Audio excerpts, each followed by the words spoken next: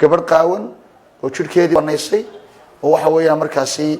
dambiga heesta iyadoo markii hore ku jirtay mid labaad ku jirtay laakiin waxa igu maqaala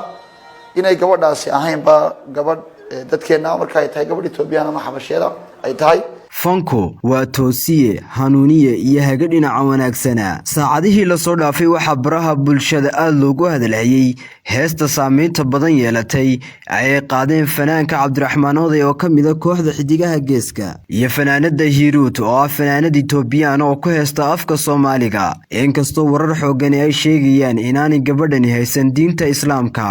haddana waxa saameynta badan dhaliyay qaab labiska fanaanada oo dad badan ay ku tilmaameen inuu yahay mid anshaxa ka baxsan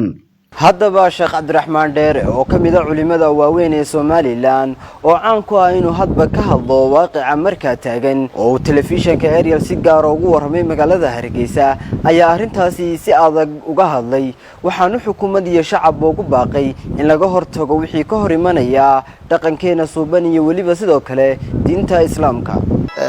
arin dhaqan xumi ah oo ku saabsan يعني waxa weeye heestaasi maartay hadiye jiraale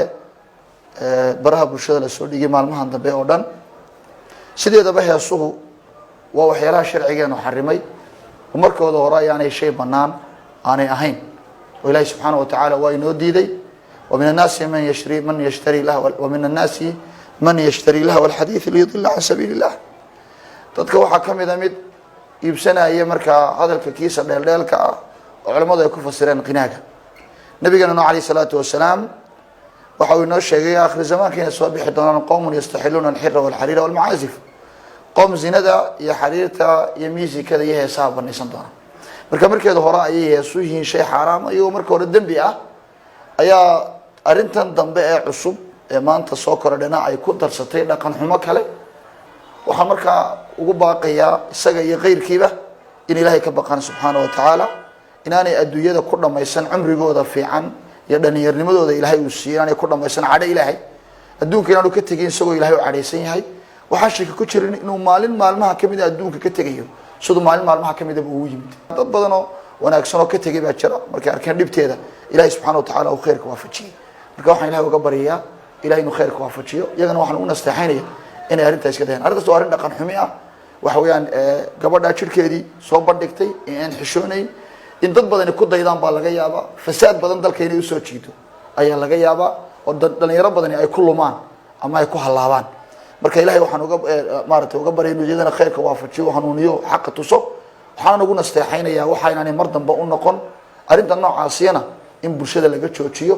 oo xukuumadda iyo shacabka cidii ka joojin karaysa ay ka joojiso geesta kale Sheekh Cabdiraxmaan Dheere waxa uu xusay in gabadha uu la heesay fanaanku ay maqaalo ku tahay inaanay haysan diinta Islaamka oo ay ka soo jeedo dalka Itoobiya hableeyeen muslimiinta ay heesaha qaadayay aan leenahay waa xaraan iskaga taga inaynu soo jilaabno ama aynu keeno qaaran Islaam ba ahayn waa musiibo kale oo ka sii weyntii hore marka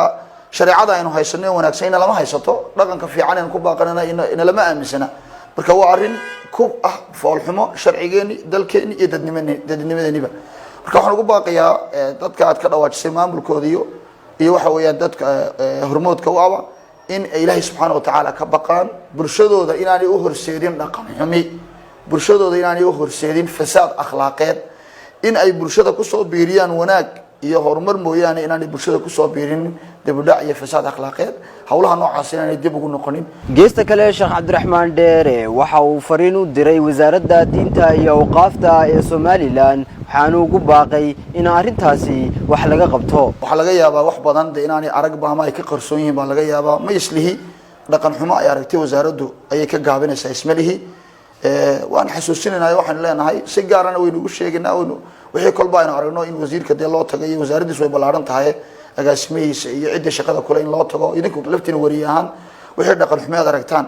qoladiina meediyaha joogta inaad wasaaradda tagtaan oo tiraadaan waxa saa jira ee wasaaraddu baaqa ka soo saarto marka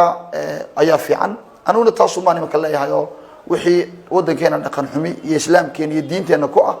dhamaan dawlad iyo shicibba inaan u wada heelano dhinac uga soo wada jeedno ayaan ugu baaqayaa ama wasaaradda ha ama wasaaradaha kale ha ama shacabka ba ha